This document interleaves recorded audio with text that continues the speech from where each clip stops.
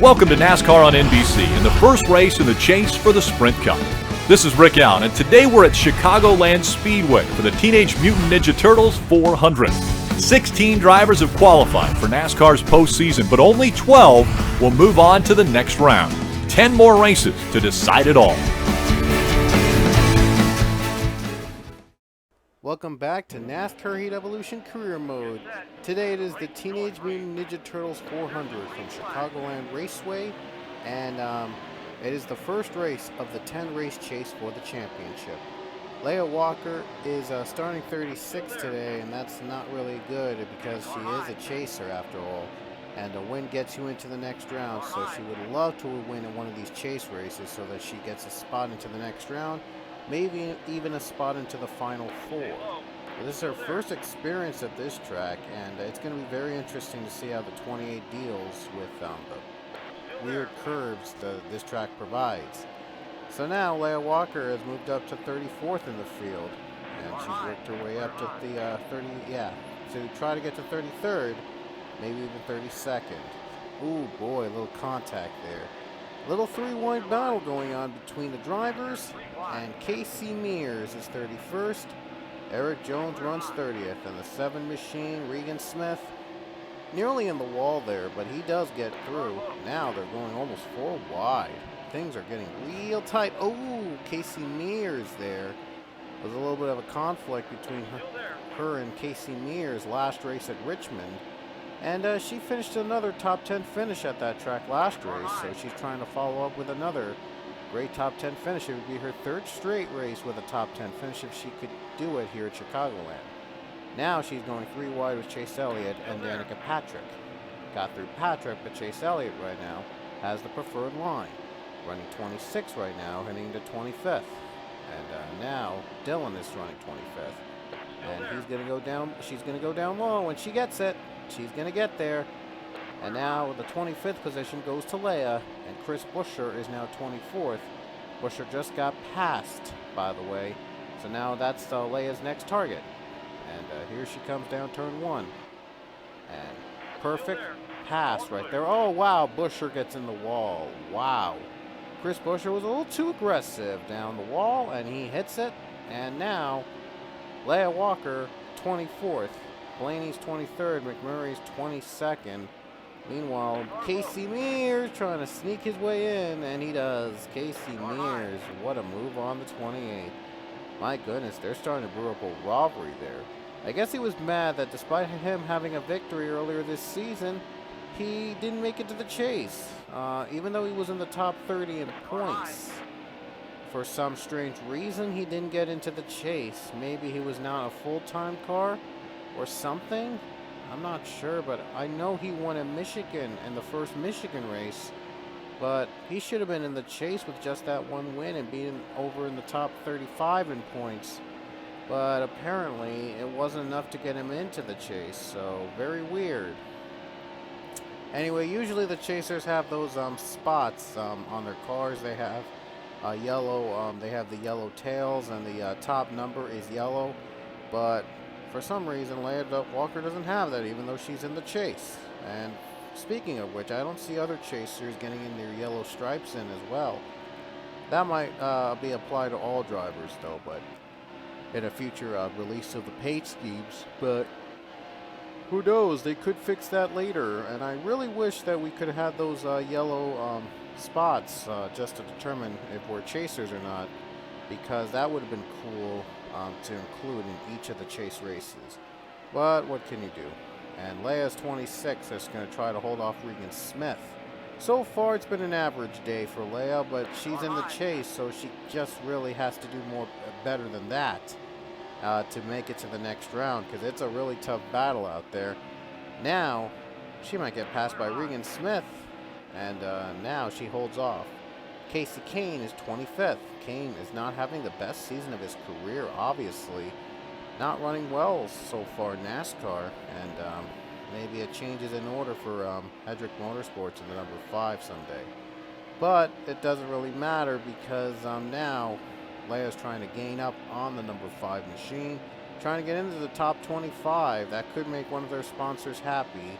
Well, I've chosen different sponsors at each race depending on how good I do in the track, how good Leia does as well, so we could get at least some money to help our team build and hopefully get better. 11 laps to go here at Chicagoland. And now Leia Walker just got in the top 25, and well, it's going to be a very tough battle from here on out, trying to catch up to the rest of the pack. And so far, she's just doing her best that she can to hopefully stay into the next round. It's only the first race of the chase, but every race matters to compete for the championship, and Leia so badly wants that title in her rookie season. Now we're in lap number 10. We'll have 10 laps to go as we reach the halfway point here at Chicagoland. And so far, no gains on anybody on the front or the back. And Leia Walker has just been trying to go smoothly, trying to be smooth on this track. And there you see a couple cars committing to the bottom now. There might be pit stops coming in later in this race, so this could be a game changer here today. Leia Walker goes down low. Here she comes. And not much to show for anyway, so she's going to have to just be conservative here and just stay where she is right now. And hopefully she can gain ground on the other cars and hopefully compete for more positions. So it's pretty nice they have the TMNT 400 name. I wish they could have had the SpongeBob 400 name from the first Kansas night race, but it was already changed by the time the game came out to the GoBowling.com 400. By the way, that was the same race name as one of the Pocono races, and they just moved it over to Kansas. Bet you guys, some of you guys didn't know that. So anyway, now Regan Smith is gaining up on Leia Walker, and it's not looking good. But she'll have to pit within the next couple laps, and pit stops will be very important here at Chicagoland, or in any chase race, so her pit crew has to be very fast. And hopefully we'll get more upgrades to make them faster if that is possible. And now, all she could do now is just be conservative, and she is going to come down pit road right now.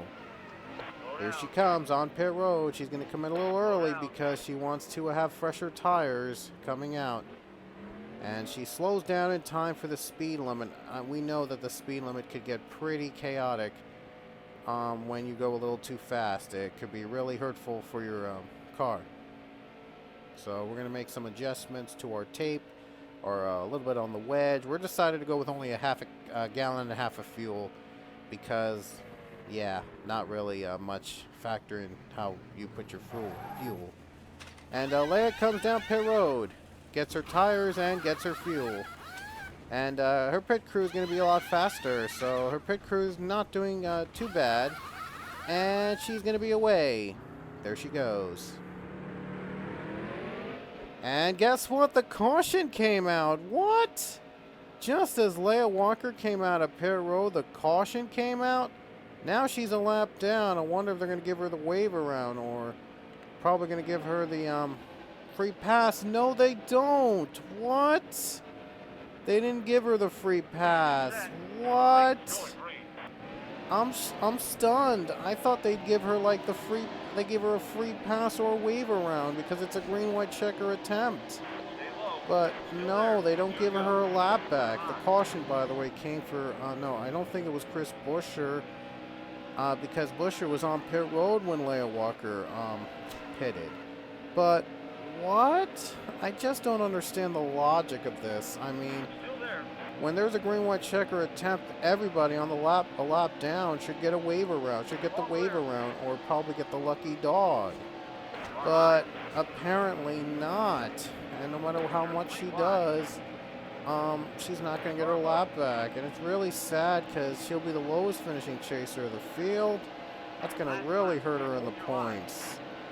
I just honestly don't get it. How the heck is Leia Walker still a lap down? Like, she pitted and then the caution came out and now she's still a lap down. Like, I don't understand. What the heck happened?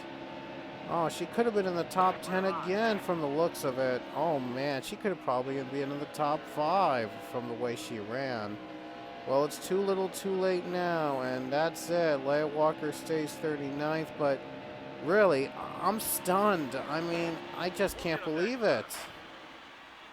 I don't know how the logic works in this game, honestly. Like, it might have been a glitch. Like, I don't get it. Was there ever a wave around or something? Or was there a rule on that? I have no idea, but it cheated her out of a good finish. Kevin Harvick, by the way, won to advance to the next round, but I'm shocked. What? I just don't understand. What happened? Like, she came to pit road under the green, and then when she came out, the caution came, and I just don't understand what happened. What? If she pitted a lap late, if she stayed out a lap later, I think she still would have been in contention, but instead she takes a stumble in the points.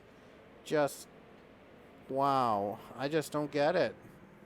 I really don't believe it. I'm stunned.